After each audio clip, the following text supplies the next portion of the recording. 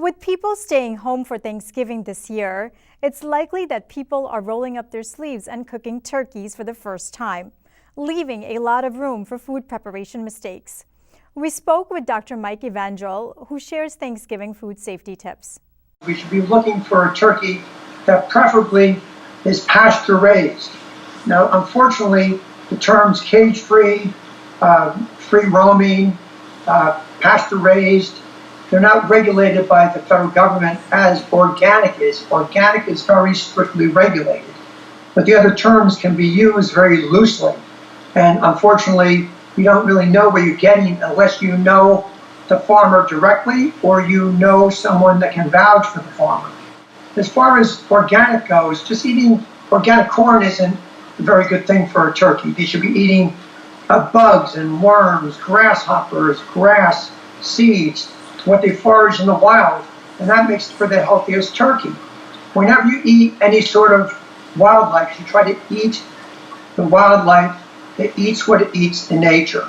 For example, with cows, you don't want to eat beef that is from a cow that just eats corn, because in nature, cows don't eat corn, they eat grass. So grass-fed is much better, and I think it tastes a lot better too.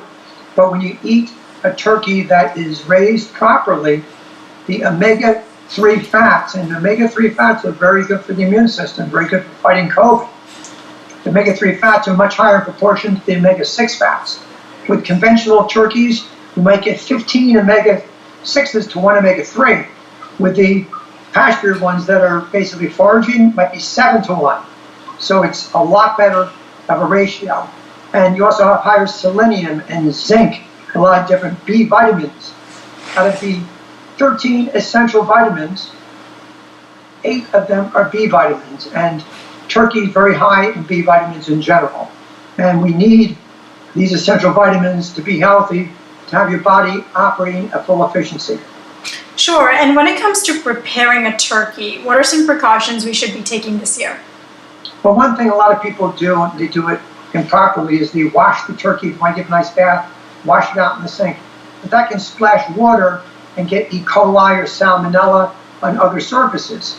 So a lot of times what you should do is just, take a wet paper towel if you want to wipe it off with that. But when you put it into the oven, any bacteria will be killed anyway at that cooking temperature. So you have to really worry about that much. But the preparation of poultry is very important because you have to always assume that there's bacteria on it, like salmonella, which a lot of it does have a lot of salmonella. But organic has a lot less salmonella than you have with conventional. Thank you for that, doctor. And I finally want to move on to some tips for people that are hosting Thanksgiving this year. I'm glad you brought that up because social distancing is difficult at the dinner table.